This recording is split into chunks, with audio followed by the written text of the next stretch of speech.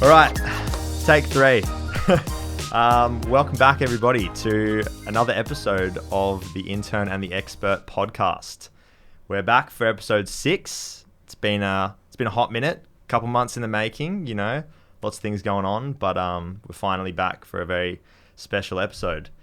As always, I am one half of your co-hosts for this episode, Byron Lockhart, and I am joined by Susan Duffy from as Channel. Always. She's back, you know. It's been a hot minute. Yes. We were missing your last episode. I know. Got a bit of fear of FOMO last time for not being here. We're back. Excited about this one? Yep.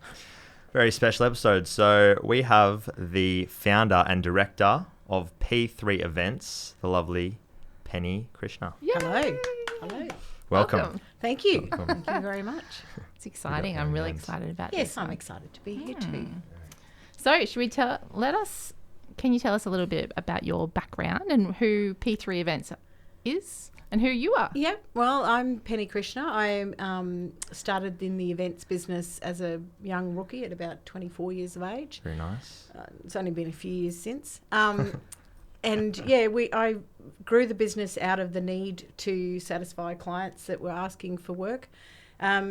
We have a great range of clients that are corporate, public and private events that we do. We're national. So we've got our head offices in Brisbane. We've got a branch in Melbourne and a branch in WA, and we love getting on a plane and going to Sydney, going to Tassie, wherever the work is, North Queensland. Australia-wide. So we are national.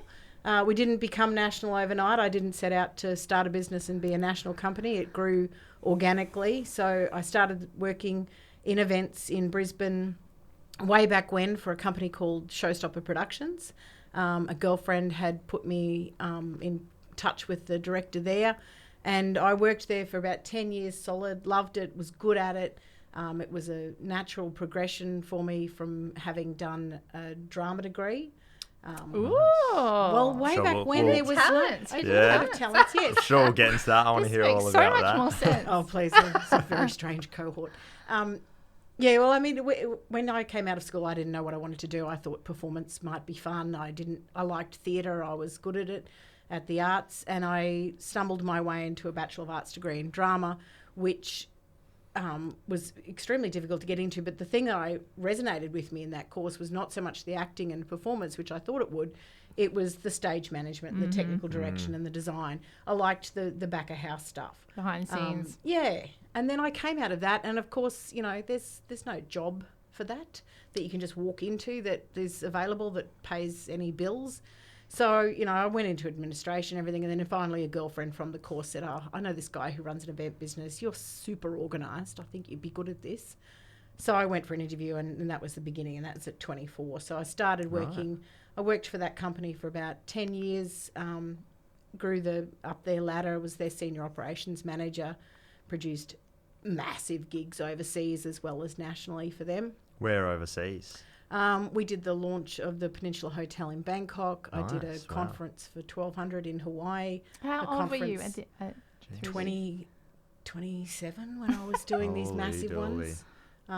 Did a massive conference for 1,200 in New Zealand, working in Singapore. Yeah, it was really good opportunities, and so much nationally. You know, at every convention centre in this country, I know what the back of house looks like. And so, yeah, got a lot of really good experience at really big gigs, small stuff too, but already had that supply chain with me when I eventually went out on my own. Do you reckon it was kind of like a baptism by fire, kind of like you were thrown in the deep end sort of thing?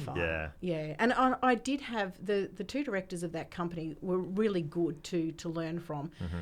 He is a creative genius, just massive left brain, no logical plan. And best kind. Yeah, and she was, you know, absolutely writing the lists, preparing contracts. She taught me a lot more about stage management that I didn't even know. So I did get a really good base there. I also got the opportunity at the same time to work out how not to run a small business and how staff want to be treated in a small business, because they were a small business. Yeah, right. Good. So it was a really good foundation to, like, if I ever did this, I would never treat my staff that way. So there was a lot of learnings from both the industry but also small business. Well, I want to take it back a little bit. Yeah. Please. One of the reasons why I think we wanted to have Penny on the show was because I'm a big fan of not just Penny's Just a big business, fan, full stop. but also some really strong qualities in Pen, which we'll talk through probably later throughout the podcast. But you're really tenacious. You're really, really good at being, assertive, and you're very authentic, though, in the way that you do it. And obviously attention to detail. So not just in your events, but as a business person. And so I kind of want to unwrap you a little bit more and understand how did you become like this? Because you are quite, like I would say, really, I don't know, I always feel good talking to you. It's always a pleasure. My friends say that I'm the most practical and Yes. pragmatic person. So if there's something in their life that they need advice on, That's right. they will come to me, and they know I will not Yeah. sugarcoat it. Straight between I like the that. eyes. Which is what you It's need, I right? kinda- Yeah. So then when you were at school, like what made you want to do drama? And then were you always organised, and where did that come from? The organisation, I think I'm probably a product of my mother, because, if she was having a dinner party, the list started a fortnight out, and the time schedule of when she needed to get the peas on, when she needed to, make sure the sorbet was coming out of this very posh. All the posh cutlery came out and we were banned. But I think it was that she's got the methodical approach. Okay. Both my parents, they met doing a production of Richard III at Le Bois. That's when they fell in love. So they're both in theatre. Right. My mother was actually a radio announcer and performer as well. So they both had a theatrical background and a bit of creative flair. Both of them painted. Dad's was a draftsman architect for years. So I had creative genes coming through, and both were somewhat organised. Yeah, right. Neither of my siblings went down that path. So, and I think at school I just resonated towards arts, history, English, theatre, had the confidence to Creative get on side. stage and so forth, and the creative side. And then the degree in drama just took it further. Yeah, right. And so when you were doing the degree, did you just kind of levitate to more of that back of house stuff, or did you not like the... Well, you like any degree, when you start, you don't necessarily have to pick your major. And I got underway, and I mean, to be honest, there was over 1,000 people that had to audition for this course, and we were the first intake, the first year of the degree in drama. Before that, it had only been a diploma. Was it just a degree in drama? It was a Bachelor of Arts with a major in drama. Yeah. And then I picked a minor of design, because we kept having to do these small productions as part of the course, and then somebody would get charged with being the director. Someone else would have to, there'd be a group that would be doing the playwriting, and I was always putting my hand up because I liked designing the sets. I mean, there was even one that we did. It was really cool. In the Metro Arts, spent a lot of hours and a lot of cigarettes in the back of the Metro Arts. But, I can't even remember what the play was about, but I based all of the scenery on Edward Munch's The Scream. So we had all these giant masks that I'd made out of string, and I loved being really hands-on with the actual textures and development of the sets. So did you think back then, flash your mind back, did you ever have an intention of doing events? Not at all. No. Knew nothing about it. Right. Finished the degree and just went, what do I do now? Were you more of a very drama head back in the day? Or I was like a drama head. I was films. Yeah, I mean, old people will know I was nearly swampy. It was the blacks and the Oh, bells yeah, and the okay. dark Gotcha. mascara and Yeah, eyeliner and hippies Moody. and smoking things you shouldn't smoke and playing poker until 500 until 4 a.m. Sounds fun. So yeah, no, events was never something that I'd even considered. Hadn't even hit my radar. But I was very frustrated in an administration role. I knew I had more to me. And this girlfriend who'd done the degree with me, she was more of a performer, and she used to work for this company that I ended up going to as a performer, as a singer. Okay. So that's how I got the introduction. And when I went for the interview with, his name was Robert, he said, I want you to go away and come back to me with an outline of what you would do for a gala dinner for 500 people. He said, you don't have to come up with the concept, but I need to know what are the elements that you need to think about to have that event.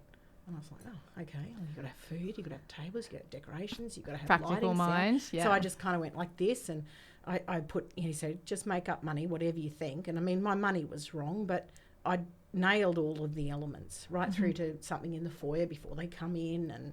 And he just went, yeah, you've got the knack for this. You're hired. Yeah. What did You your discovered parents... gold. Yeah. Were your parents like not Oh, surprised? they were just so thankful. I was It's like, my God, she's got a job, a real job. She's that's got funny. a start of a career because, they were with the drama degree. They were like, Yeah. okay, go and do that. They didn't like it. They might Yeah. have. So it Okay. was the right course, and I was Yeah. away quickly on it, and it was a knack. And It it was was definitely me. So wait, did you finish the drama and arts degree? Mhm. Okay, and then you just moved And into then it that. took me and that about was- 12 months. I thought I'd have a little go at acting. I Yep. did a pizza Did you? commercial. Yes. Oh, Oh my nice. gosh. Yeah, which my We husband should have brings up dragged that. consistently. I was going to say you have to Wish send us I'm a going to copy. regret that. Sniff that. Domino's Pizza. Please let it be on YouTube. That's all I'm saying. You're gonna have What's in to the dig box with for the it. dots? I knew. You have like a little pop up next to your head. But then by the time you're 22, you just want to earn some money. Yeah, of course. And I was never dedicated to the arts enough to starve for my cause. So the But- events was a good way in to still have a creative outlet, still do the tech, but not have to work back of house till 11 o'clock every night on a show. So tell me about that role then. So were you like events? This is the thing with events. It's so broad. As an event manager, where do you stop and start? When you were doing those events in that first job, what was your role? Like, what were you doing? Do you have any creative? A lot of kind of creative, outlet but on that? it was more the concept we'd meet with a client, and my business is the same now. You meet with a client, you try and understand why they're holding the event. So somebody's paying for it. I've never worked in a ticketed sense. I've never put that kind of risk on myself, and neither did the company that I first trained with. And I've worked with other event agencies. You kind of work out why the client wants to do something, get those objectives, and then take it away and think, well, how can we do that? And then you've got the other factors like where do they want to hold it and how many people are they hoping to come. But it's trying to get that why. And at P3, we're still always looking for that, even if it's a smaller event or a larger event. Is it for the community? Is it for corporate clients? Is it for B2B? Why are you doing the event and what do you want to get out of it before we go to the trouble of planning it? And so you were client facing all the way back then? All the way back then, Yeah, major client facing, and having to then deliver the event in the Adelaide Convention Centre or the Adelaide Zoo or the Hobart, the Derwent Entertainment Centre, and go, I'm sorry, I'm not happy with what you're doing. And As a 22-year-old. And I remember having a fight with a guy, and I'd love it if he actually saw this, Craig Walters, who was the F&B manager at the Hyatt Coolum, and I was managing this conference for over 1,000 people that were staying in-house for 5 nights, and it was my baby. I was 26, and I've gone in and had a meeting with him, and he said something that, no, you couldn't, we're definitely not moving those out to the patio. And I just went, yeah, that figures, Craig. Why would you help me now? Why would the venue do anything to help at this point? And he's just like, you can't speak to me like that. Stick it to the man. Stick it to the man. Yeah. And I did. And he went and told the boss and everything. Unfortunately, my boss backed me up. But it was like, and he's such a nice guy. And I've worked with him professionally Really? years afterwards. Have But, you? yeah. But Well, that it was probably just, maybe that was the switch where he it was started just where I'm looking going at to you a fight bit for more eye this to now. eye. Because I was my client's voice going, no, we want the tables there. And we want it like this. And it's not going to kill you. Move the tables. So how do you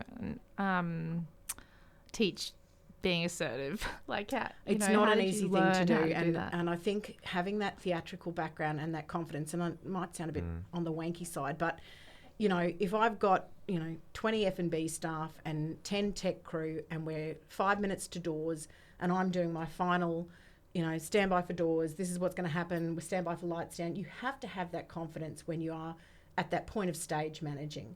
So, I've had other people do it and heard them, and you can hear the shake in their voice. They're nervous. Doesn't mean they're not capable of passing on the message, but you have to have that assertion. And I don't think it's necessarily teachable. Yeah, some people just. I mean, public speaking courses can sometimes help to grow your confidence to talk. Sounds like yours is a little bit more natural, though. Mine I think was when you're innate. very confident in what you do, and you kind of have that bit of, you kind of know you're good at what you do, and you think you have the right to. It's the turning point, and I hadn't up. thought about that argument with Craig Walters in so many years, but I think that's when I decided that I was going to fight for my event, for my client, and get the best out of it. And if that means when we're doing an outside community event and the idiots drop the toilet off and put it in the wrong spot, come back, move it. That's not where I want it. You haven't set your marquee up properly, or I don't You're like perfect that for linen. this. So yeah, Well, that's what the clients are paying you that's to right. do, right? I'm, And I'm they representing them and their brand. I've got to make sure it's done to the best that we can possibly be done. It's good. You're right. So you stayed with them for how long? I stayed with them, and that's where I sort of ended up transitioning to freelance because Right, okay, straight out of that. their business was transitioning. I was working, for them, and that's at the same time that started the family and we started to have kids, and I was like, okay, well, I still need, this is my trade now. So I started So you had kids when? 2000. So how old were Yeah, you? same 30. year as me. Yeah, right. 30, yes. So, yeah, I was like right from when I probably finished up when I was, before I got pregnant, just after I got married, and I was working on the Sydney Olympics. That shows how old I am, because they did the soccer was held at Suncorp. So one of the companies that I was starting to freelance with, they did the opening ceremony of the soccer here. So that was the last one. I mean, my son was born on the 2nd of September, so the Olympics were 2 weeks later. So I kind of finished out then. And then because I'd had that little bit of experience and a few others, I just had a name enough in the industry that people would say, hey, can you come and stage manage something? Okay. So I would sometimes get called by an event company just to come in at 2 o'clock in the afternoon for the Mercedes E-Class launch or the, Wow. the Export Awards or something. Get there at 2 o'clock, run the rehearsals, all on headsets and calling, lighting cameras and everything. Do the show. As soon as the band's on, night, I'm off. And that was just you by yourself? That was just me. So I was actually wow. a freelance event manager, but a freelance stage manager as well. Unreal. So I just learnt that skill. How do you think that was for your personal growth? Oh, huge. Yeah. Huge. And at the point when, I'd come in on third kid How did now, you do second that with kid. kids? Oh, second kid now. It was lovely to go and leave them. And Yeah. I'm going to work. And somebody said to me once, I was at the convention centre Brisbane, and there was an 800-person dinner, and there was so many different calls with cameras and live feeds and table pickups for award winners, and I was calling all of this, and I was running through somebody said, how do you not get stressed? And I went, well, this doesn't stress me. A 4-year-old knocking over all the folded washing off the coffee table, that can bring me to tears. This never can. So I think you thrive in the chaos of the event space. Yeah, and the trick with when an event, you can control it. and this is something that people don't really talk about, whether you're stage managing a Broadway show or you're running a small event in a park, the person who's running it should always be 2 steps ahead of what's happening. Oh, okay, everyone's doing this on stage now. Well, I know that in 2 minutes this has got to happen, so I'm thinking about that. So you've always got to be ahead of what's coming next. Do you think you've always been like that with the event stuff, or do you think that kind of came with time and I think experience? it just comes with experience to think, I can't be watching this woman singing on stage because I need to be thinking about the fact that I've got somebody on standby about to come on and thank her and introduce someone else. So you're always a couple of minutes ahead of the game. The second you actually participate in the event mentally, you're not running it. So you don't think, even when like in your earlier days, do you think on a smaller scale you were still like that a little bit as well? A little bit, or just... because of the responsibility. Yeah. And that's something that, I talk to any new staff that I hire. It's such a burden of responsibility. I think it's ranked in the top 5 most stressful jobs in the world is event management. Really? But we're not saving lives. No. We're not flying planes. It's true. If the balloon twister's late or the singer doesn't sing properly or the drummer misses a beat.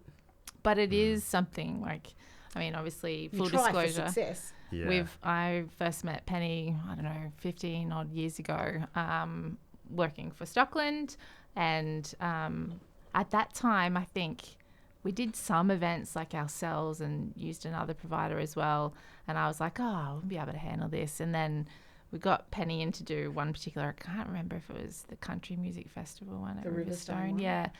And then just That was a seeing good gig. you in full glory, like doing what you do, I'm like, okay, I'm never doing events ever again. And I think that's part of it, is just, whilst it isn't rocket science, there is a method to it, and you do need to know what you're doing and have someone that can be assertive. And I think that's why I want to have you on today also, is because more and more I'm feeling that, the marketing managers in property development companies, they're asked to do more and more things as part of their job role. And events just is not something that I see at the moment. That's something that they can just do themselves. And so I think more and more, that's why we're seeing, all these events kind of being managed by P3 across that's definitely what we send all of our events to, because it's a specialist skill, right? It is a specialist skill, the same way that you would not expect a marketing manager to be able to be a graphic designer. You know, there's certain skills that, and P3 Events is an event management house.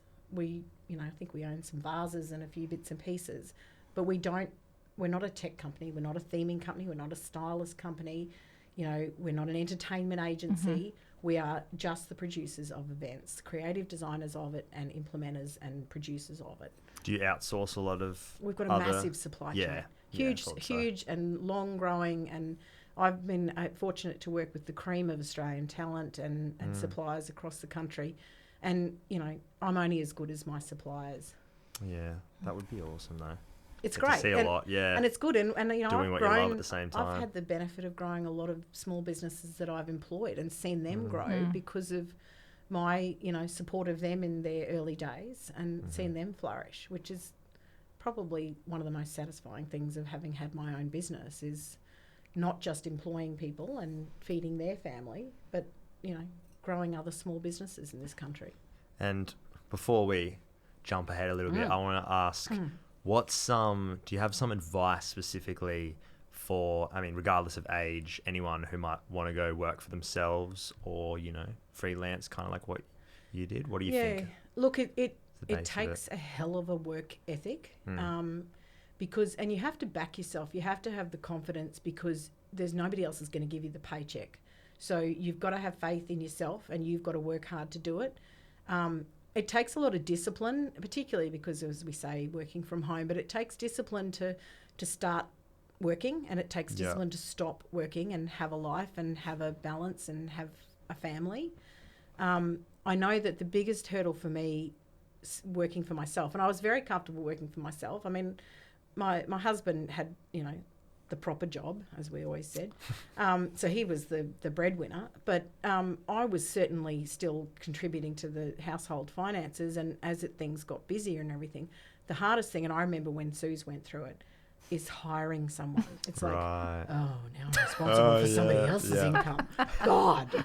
So that is the biggest hurdle, is engaging, I think, your first employee and saying, right, we're going to have enough work between us to pay you and me. And then it just, the second you do that, though, your business grows. I don't know why it happens, but every time I add to headcount, we get more work. And I don't think it's necessarily because they're going out and finding it. We just now have the capacity, so we can do more and we get more. The second you choose to move out of home and go into an office, things change. You become better at what you're doing, more professional, better organised. But you think it's like important not to kind of jump the gun as well? No, I think go into it slowly. Yeah. So start as a freelance. Just keep yourself employed, gainfully employed yourself. And for me, and I know that a lot of women end up in a freelance role because you have the ability to have that flexibility with family. And I, if I wanted to go to, book reading day or the excursion to the zoo, I went. So I was very fortunate that I could manage both. I would be still sending contracts and run sheets at 3 a.m. in the morning sometimes because it still had to get done. And the school holidays, you just wanted to shoot yourself in the foot because you couldn't get anything done. Bribery of jats and a swim, and you could get through another couple of hours. But it takes work ethic, it takes drive, and it takes a commitment to know that you're responsible for your own income. Yeah. And then, so off the back of that, then, what was like the moment when you had to hire your first person, and who was it? What did they do? Again, I was just dabbling at it because I was like, I don't really need anyone else. And why did you? Oh, yeah. Okay. Because I got busy enough. So long story short, started the business here in Brisbane based off an inquiry from a council that said, would you like to tender on a gig? And I had to actually have a business entity to do it, not just my sort of sole trader. So I kind of went, okay, well, I've seen everybody else. I've been doing it for everybody else for years. I can do this for myself. So I had to punt and put the name down. And why P3? Oh, okay. Oh yeah, that's a good question. See, this is the one that all my business development people with me all my life is go, never tell them why you. Because we now say it's plan, produce, perform. Oh, of course. Oh, that's awesome. Yeah. But that's not it the was job. 11 o'clock at night. I had to put this tender in, and I'm Googling all the business names. I went, I'm Penny, I've got 3 kids. That'll do. Oh, that's like so that. good. So like it came from that, but not really. Planned, No. produce, Of course. perform. I like it. That's evolved. I like both stories, Brand as actually. well. We had to Yeah. come up with something. Yeah. Well, we felt that, the old story makes it feel a bit like a mum and dad operation, and by that stage we weren't. But yeah, no, I was working in Brisbane. GFC hit, so I just started. I just got my teeth in with stockies and was just rolling out some really cool gigs. And the GFC hit. That's the global financial crisis. I do know for this. someone- Yeah. don't- 2007, 8, 9. 8, 9. Yeah. And so it just happened that my husband had the opportunity for a promotion to go to WA, 3 kids, righto, let's go. So we moved to Western Australia, but I was able to keep the business going here in Brisbane, just, I'd fly in and fly out.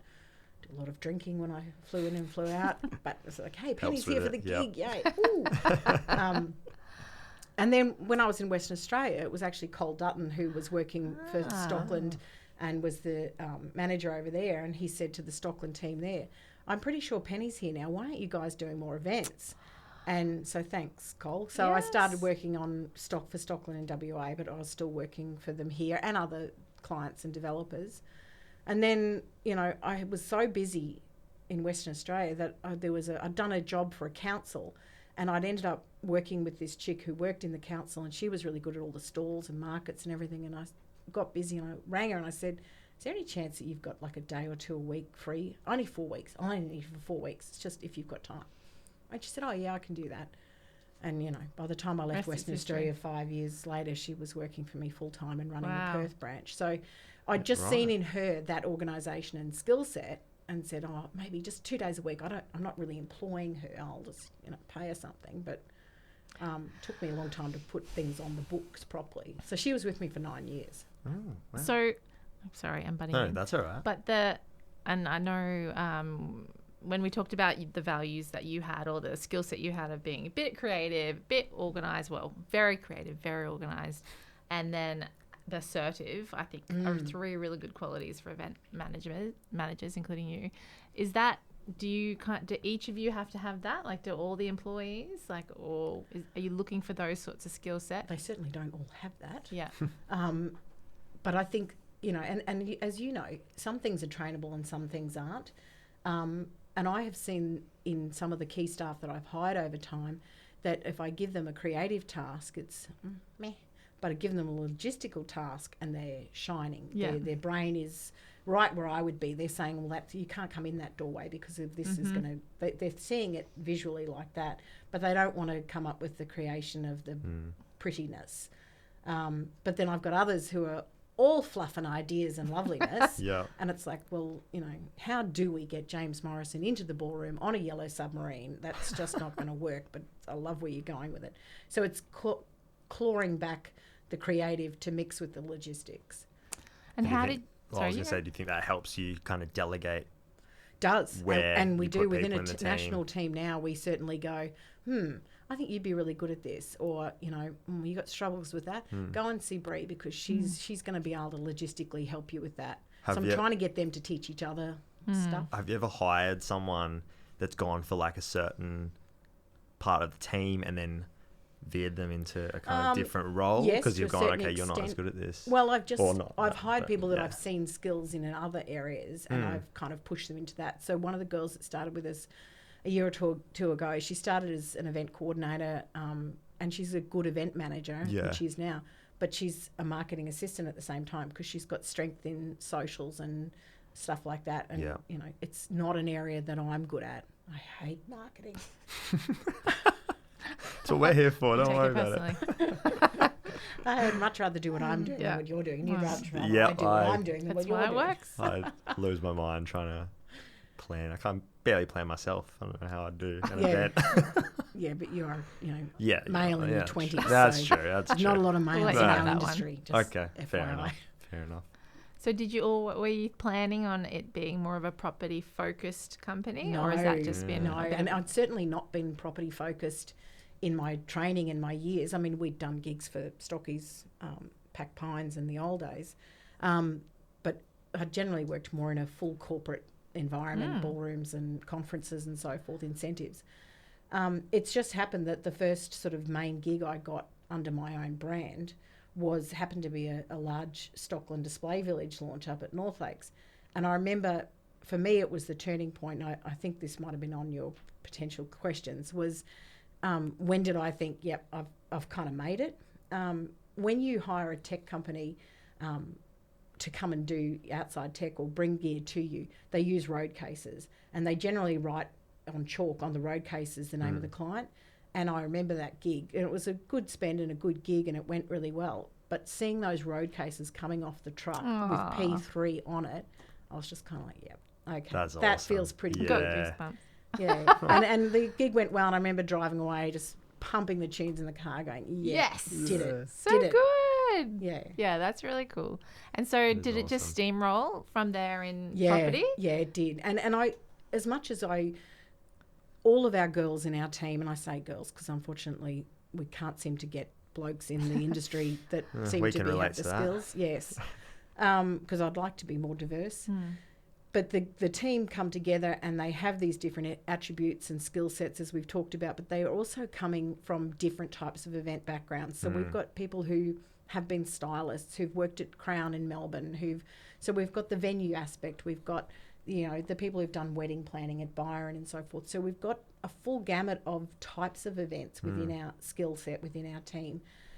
But for some reason, we seem to have niched into the property sector, which, you know... Just by default? Or by like, default, so you didn't really lean into it, sort of? I've done it just no kind of happened. marketing in my entire life. Honestly, if I take a client out for lunch, it's like, that's marketing done for the month.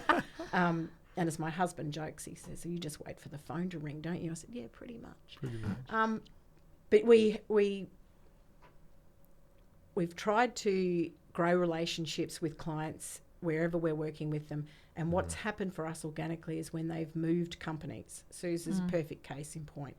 Went from Stockland to Pete, somewhere else, and it was organic that when they changed companies, they kept saying, oh, actually, I've got an event company that I work with. Yeah. So that enabled us to grow, but it also kept us pretty much within the property sector, because most of the marketing managers, when they moved around, who were our client base as the marketing managers, stayed in property.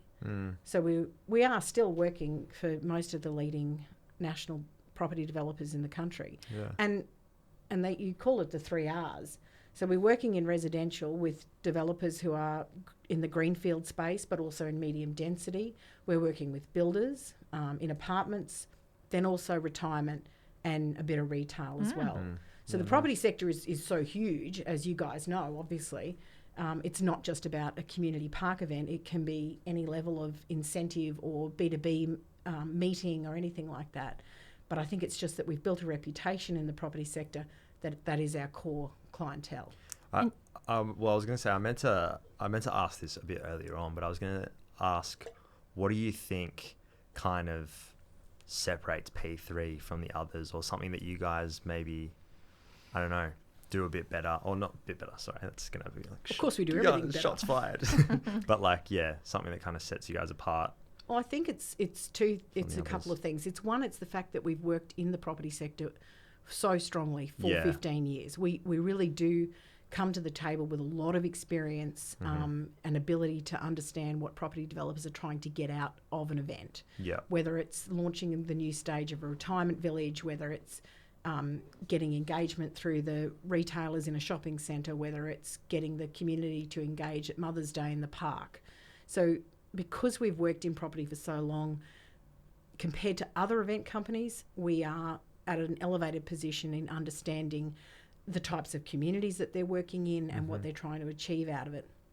And we've also got an impeccable safety record. And safety, if you're doing an event in the ballroom at the convention centre, there's, you know, you do a little bit of a risk assessment, but no one really cares.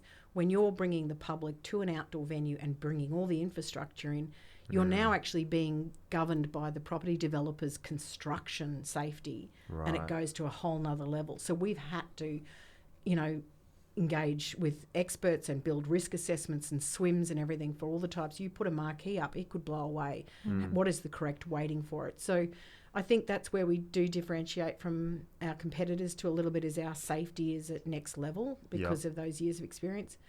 And the other thing that we've got, because we've got a big team, it just happens that we've got multiple staff and over the years living in these communities, understanding what it's like to be in a brand new community that's maybe a little bit, out of town, and what they're looking for and the people that they're meeting and their neighbours. So we've got a little bit of inside knowledge in that sense as well. Yeah, I think passion, though, like from being a customer of yours, I could say, like, I'd always get excited when I have got an event budget. I'm like, Penny, let's do an event. We've really got some money. This is what I'm thinking. And you'd be like, right. But I think it's having the passion. Like you have been doing it for a long time, and I don't know how you do it, but you're always still passionate and excited to pick up the phone and let's talk this through and let me have a think of some ideas. And, you can sprout off ideas like this, or, if I give you enough time, you can go away and, think actually come up with good ideas. Come up with good ones. But how do you, I guess, you must like the industry. Like you do events, but to be in property for so long and to have such long-standing clients, like you must like. I do. I really do. And I think that we're actually, if you do the export awards in the convention centre, that's lovely. People have had a nice night and they leave. We do, honestly, and it sounds so cheesy, we are making a few memories for families in some of these communities. We're making community connections. We're supporting, startup community groups and local associations and stakeholders when you bring them in to an event. So there's a sense of satisfaction that you're actually helping grow these communities from the ground roots up. I mean, there's a couple of big ones that I personally feel that I've had a real growth in, a real part of their growth. So I think that makes it, interesting. Plus, I really like the satisfaction of organising something and where I can do something differently. The only thing that ever rains on the parade is the budget. I know.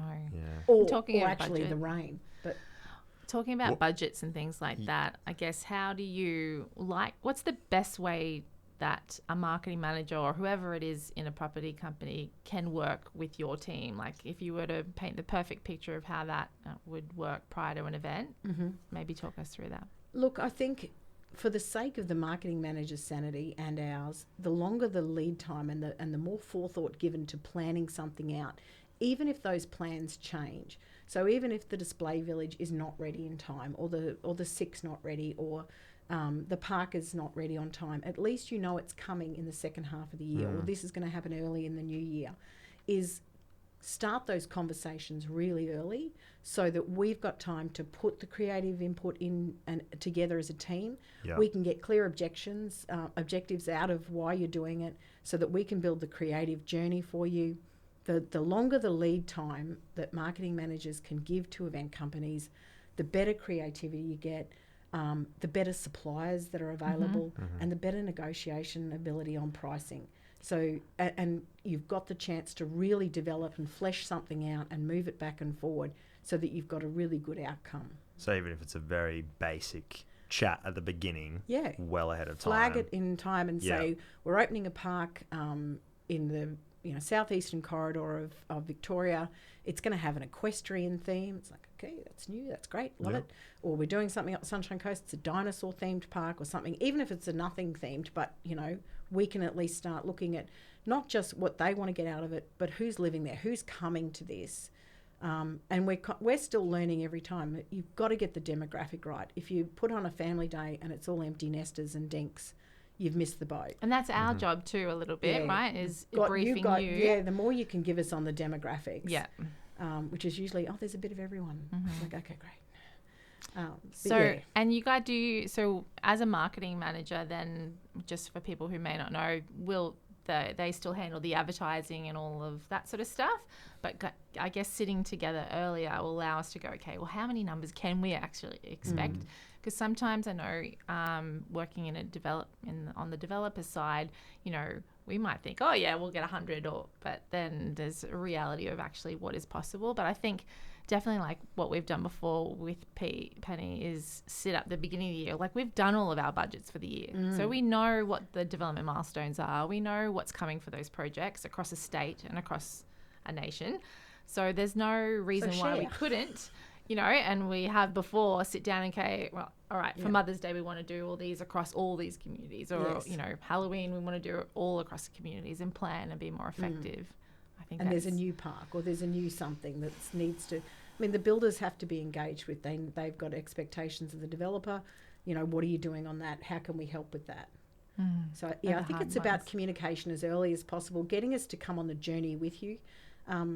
We have so much value to offer from the marketing team might be, collectively in that marketing property sector for 5 years. Well, we've been in it for 15. So we know what type of things work at events. Don't put a $20 burger truck out in a low socioeconomic area and expect them to all flood down and pay for that. They just because can't. it looks good, yeah. Just because it's trendy, food trucks are this. They can't afford it. They don't want to. They don't want to be put in that position of trying to feed the family for $80 at the park on a Friday night.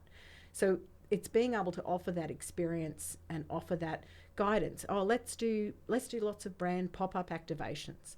Well, that's great, but what are you trying to get out of it? Are you really pulling traffic to this? And is it qualified traffic? And do you understand that the cost of that terribly pretty Instagrammable branded activation is probably not going to give you the return?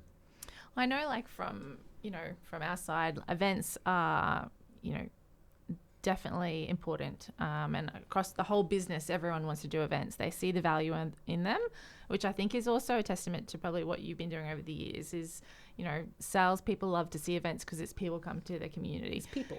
CEOs or the C-suite love to see them because it sees as action. Marketing, it's leads. So they're always seen as really positive. But I think, I think planning from the get-go as early as we possibly can is going to be important. But what I wanted to say was, how do you keep, with all of these developers doing similar-ish like display villages or family fun days, how do you keep it fresh and new ideas for those? And it doesn't come without its challenges to keeping it fresh and keeping it interesting.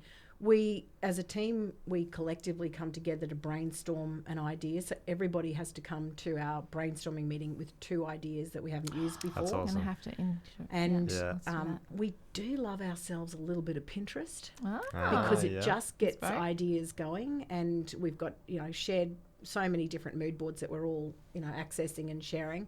So if you see something, we say, how could we do that? Like, how could we sell that? How could we pitch that out there? So we've kind of always got a little bit of a shopping bag up our sleeve of goodies that we want to roll out. We like working with the marketing team to try and come up with, using the objectives, a theme of some sort, because it gives the marketing team something to give to the graphic designers, something to hang their hat on. If you're going to say that you're going to open the Ellendale display village with a circus theme, tick. Everybody knows what a vintage circus theme might look like. Everyone's got an expectation of what they're going to see when they get there. So your demographic knows what the event's going to be about, and it makes us easier for us to deliver on theme. Whereas if it's just we need to open the village, what do you want to do? It's like, inspire me less. Let me come up with ideas for you. And that's often what we do as a team, we collectively. And we, as a team, try to go to things. You mentioned Royal Pines. So Royal Pines have just got the largest screen in a resort in the Southern Hemisphere.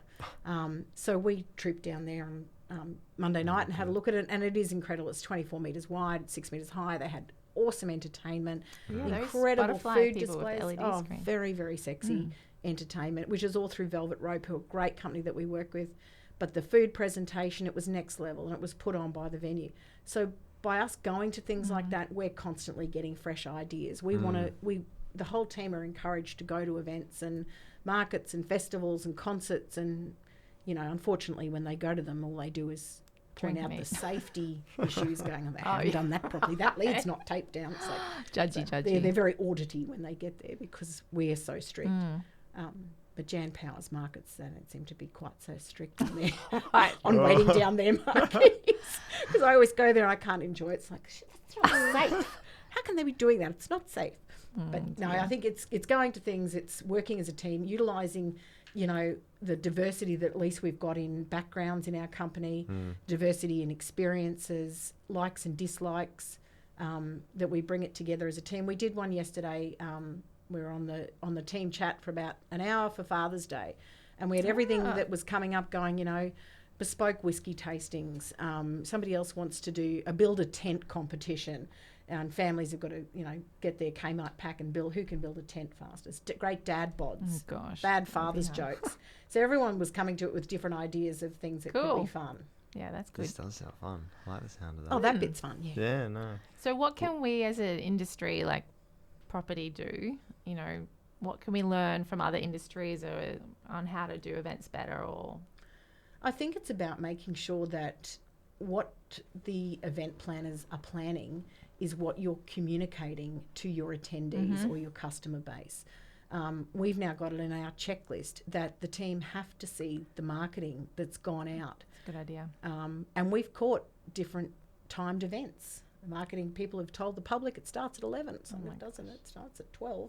But now we've got time to change it. Yeah. The barbecue's free. No, it's not. Now it is. So I think I've done that. Yeah, I'm sure you've done that to me. Everything's free. Everything's free. Except Come down. Disclaimer.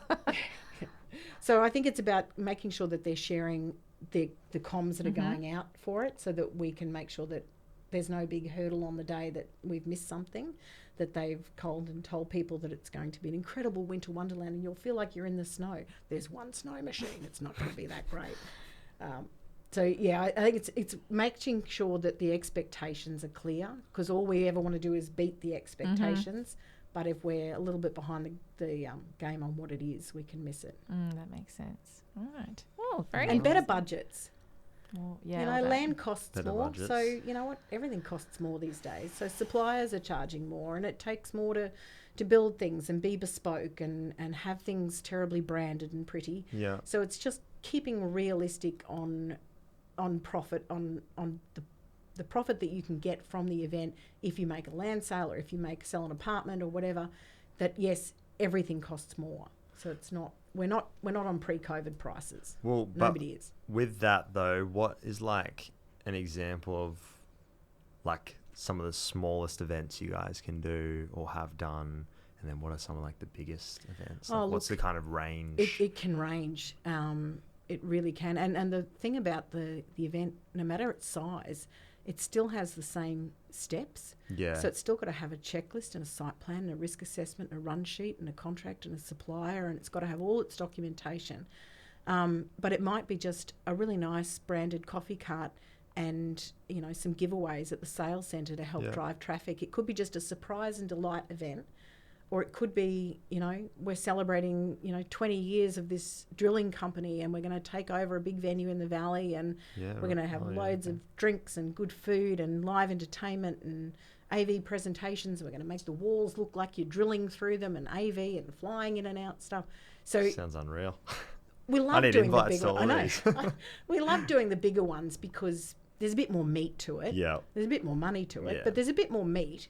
And I know the team get more satisfaction out of working on something sometimes for 6 months and then seeing it deliver and go off well, and that gives them that sense of satisfaction. Probably a bit more spectacle to do a bit more as well. Absolutely. You do staff parties, like Christmas parties and stuff? Yeah, we do. Yeah. We love to do Christmas parties, end of financial year stuff. Yeah.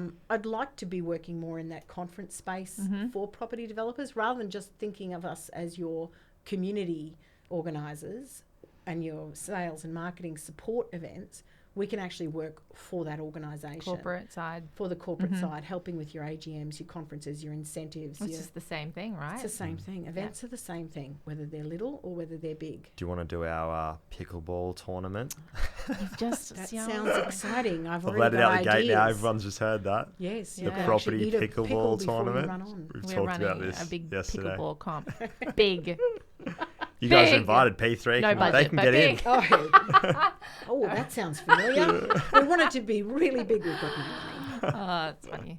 So tell me a little, we won't dwell on this too much because we've probably talked about it before, but COVID just jogged my memory when we were talking about smaller events. I know, on the flip side, on the positive side of COVID, it did kind of open our eyes a little bit to good quality smaller events. Doesn't mean the budgets are small, but doing really good quality smaller events can be hugely impactful.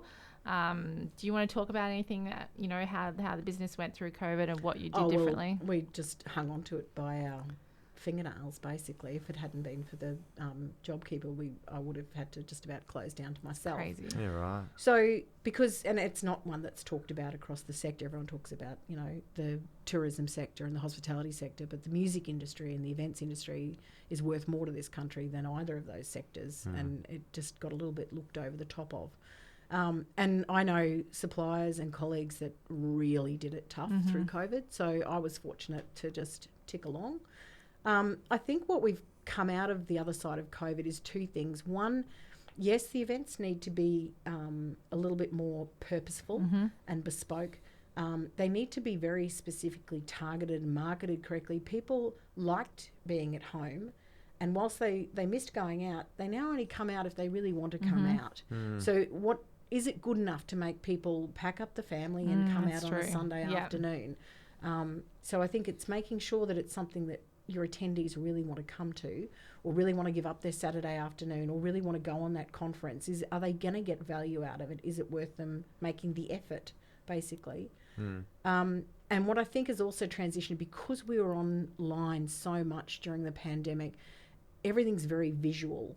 And now when we do an event, it's what does it look like? It's very much, it's the experience is half what it looks like. Was I able to take a photo of myself in front of that, and could I send it to everyone I know? Yeah, it's more. That's all we care about these days. It's the Instagrammableness of it, and therefore, are we representing the brand in a really good light because it's being so photographed and so shared? So they're the two sort of drivers. What's the purpose of people coming to it, and have we pitched it the right way, and are we delivering it, or have we, again, those expectations missed the mark, and are we making it look good enough? Yeah, and then have you looking captured good it, takes money, and then they promote it again, right? Yeah, so they want to see the pictures. If you do it right, video, then you've got it all again, and you get 2 bites of the cherry. 2 bites of it. Yeah, I agree. So I guess on reflection, maybe if you think about another little penny that might be a real, I don't know, tenacious 19-year-old or 20-year-old or maybe even a 40-year-old that wants a career change, like what is the advice that you give them, like with your wealth of experience, thinking about, maybe I might get into event planning, like what sort of advice would you give them? Look, it is a great industry, and it's a growth industry, and it's at least now recognised as a real proper career, which it wasn't at the get-go for me. It wasn't even considered. I think sometimes it's thought of to be a little bit more on the glamorous side, which it's not. So if you're coming in to do events because you really fancy meeting a celebrity in the green room and you're really good at styling tables, it's not that. It is a physically and emotionally draining job. You end up with sore feet, sunburn, blisters, headaches, addictions. Some of us do, but you have to have an incredible work ethic. It's about celebrating your small achievements, because it's very, as I said, it's an overlooked kind of role sometimes. So if you can't get satisfaction out of rolling out a small event, then don't expect anyone else to give you a pat on the back for it. So be able to be satisfied easily, and managing your stress and keeping things in perspective. Family health, way more important than anything you ever do for a living. So it's kind of being a well-rounded, balanced person, and having a bloody good work ethic and an ability to just kick on and put stuff behind you and get on with the job. So what is the event that you can remember that you were nervous about but then turned into just a mammoth success? It's funny because you mentioned it before, but it was one of my favourites, was that Riverstone Crossing event, because I hadn't done a country-themed event for a long time. I'd done them in my early years at Nambour Festival, Nambour Showgrounds and stuff, and I was so keen to do one again. So there were a lot of moving parts to it, wagon rides and whip cracking. Harvey? Oh, Adam Brandt. Who was the singer? Now you've got me. No, one of the Anyway, it doesn't matter. He was a cowboy with a nice hat, and he was really nice. He was a proper Australian country singer. Yes, he was a celebrity. I've got a photo with him. Oh, it'll Doesn't come matter. to me. So we had a celebrity, and we had a bucking bronco inflatable Hay ride bales. thing. Hay bales. You couldn't do a bucking bronco now; that wouldn't be safe. Wagon rides, and we got R.M. Williams there to do a stall. Oh, wow. We had a really good lot of elements, a lot of moving parts to it. You know, fortunately the sun shined on us, which is 'Cause always I think a it was blessing. a bit cloudy or at some point. Yeah, that but day. it never rained. Yeah. And a really big turnout, and it was such a nice community development, really beautiful spot. Looked nice. It looked good, and we were able to do it and deliver it well. And it's nice to just nail the brief and please the people and walk away knowing, you know, we've was got that one successful. right. Yeah. So that was one. I mean, there's lots like it. But yeah, sometimes the big ones you just want to get them over with when they're really big. When you've got 1,200 people in Hawaii, you just want to get that over with and get out of there. But So what's on the horizon for P3? What's going on for P3? Anything Look, we're coming up? we're always trying to expand into new markets and different sectors. Is there any markets you haven't cracked yet that you really want to? Love to get into the pharmaceutical. They spend pots of money on stuff, bribing doctors. So yeah, I'd love to. I mean, I did in my heyday. We launched the Pfizer. Wow. Yeah, with my first sort of stint in the career, and that was so much fun. So yeah, pharmaceutical, I reckon, is a really good industry. I'd like to do more in the retirement space, even within property. I love working in retirement. They're the most appreciative audience. They really are just touched that you've done anything to help them make their day better or make them feel welcome.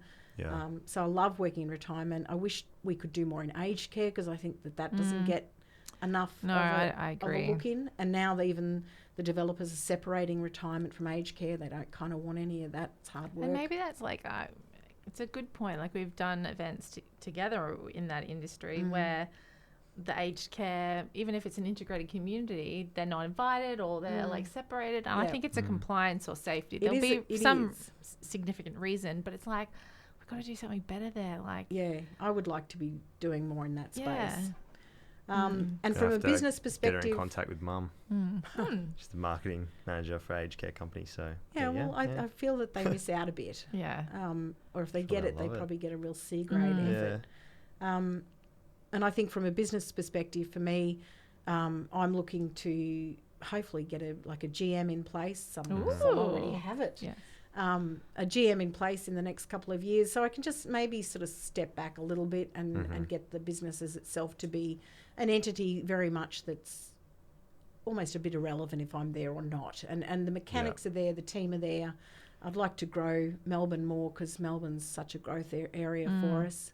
But yeah. Do you think your team's trending towards that way? Yeah, I think so. Yeah. Is that something you've been pushing for in the last couple of years? Yeah, I'm trying. They're very much, clients go direct to the team now. Yeah. So cool. it's just, pennies in the background and they know that I'm always there and always ready to jump in and help, but they have the comms direct now, which is awesome.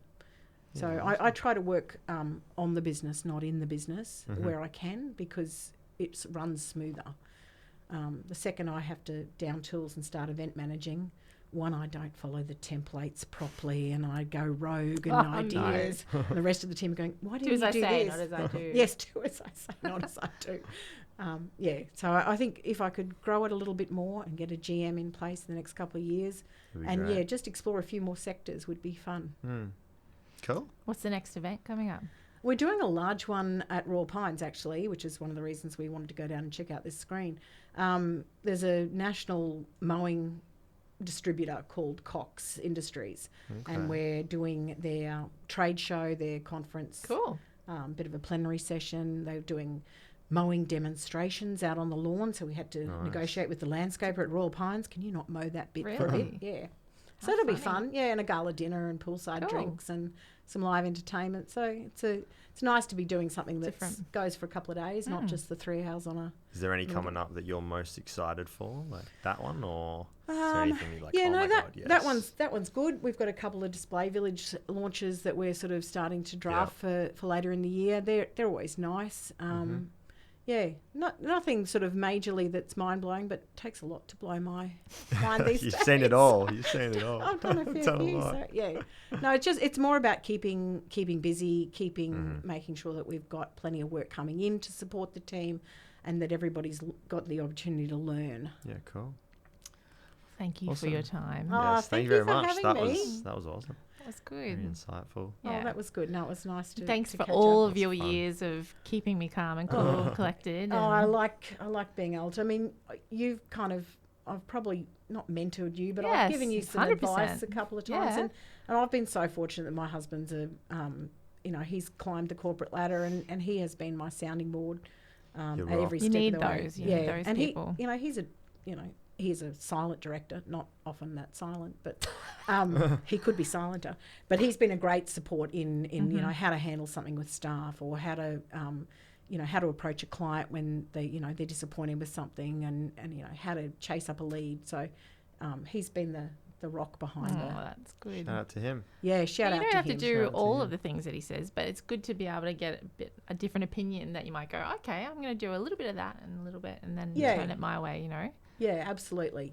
And he's a good sounding board, and he's also the one that will sometimes say to me, "Don't take it so seriously." That's not really good advice. So he's quite grounding in that sense. But we're both ways, so I help him too. Cool. I don't doubt it. Do you want to plug anything before we go? No, look, straight to the people? Please see if you can find us on Instagram. We're really trying to grow the socials. We really are definitely growing the socials. And we're really trying, they're really relevant. We're not putting random stuff up there. If it's up there, we photographed it. It's our event. It's truthful. So our Instagram, we're trying to push. We do have a quarterly newsletter. So if anyone was interested to find out what we're doing, or, and there's a bit of bloggy stuff in that takes you to the website, that's something that they might like to subscribe to. And I'm on LinkedIn. So shout out at any time to me on LinkedIn. Cool. Share it. What socials are you guys on? All of them? Insta and Facebook. I'm Facebook. There's like because your I'm two old favourites. school, yes. Yeah. And LinkedIn. The children in the business look after the Instagram. And they say, Penny, you didn't like it. And I went, I didn't look at Instagram. No TikTok? Today. No TikTok or anything? Oh, no. I feel like you guys could really thrive on TikTok, though, with like the, and look, if stuff. they want to go down that path, they can knock themselves. I mean, I'm not even, I don't even use TikTok, because I'm like, if everyone else is addicted, so I'm like, I don't even want to open it. I've got it, but, But I feel like you guys, I could just picture you guys. So I know that there's TikToks out there and chit chat. Oh, that's what Brian calls it. Snapchat. Yeah, Snapchat. Chit chat. Snapchat.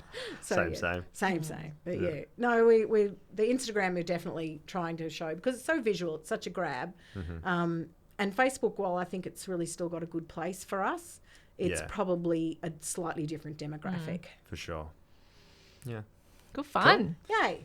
That was fun. All right. Well, let's wrap it up. Thank you again, everybody. Hope that was a great episode. Really liked that. What do I always say? Follow us on Instagram, as always. Follow us on Instagram. I meant follow us on all our socials, and subscribe. Like this video if you had a good listen. We're on Spotify, Apple Music, everything. YouTube. Yeah. Cool. Great. Awesome. Thanks Pen. Yay. All right.